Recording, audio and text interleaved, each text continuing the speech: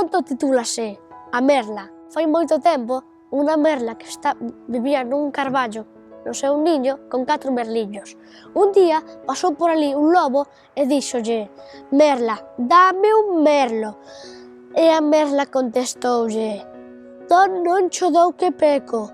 E o lobo díxolle: «Arrevírate meu rabo e tira con ese carballo». A merla tiña medo que lle tirara o carballo, deulle o merliño. Ao pouco tempo voltou o lobo e díxolle: «Merla, dame un merlo». E a merla díxolle: non cho dou que peco». E o lobo contestoulle: «Arrevírate meu rabo e tira con ese carballo».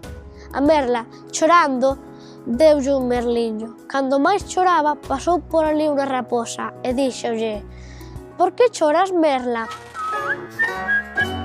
E a merla contoulle o que pasou.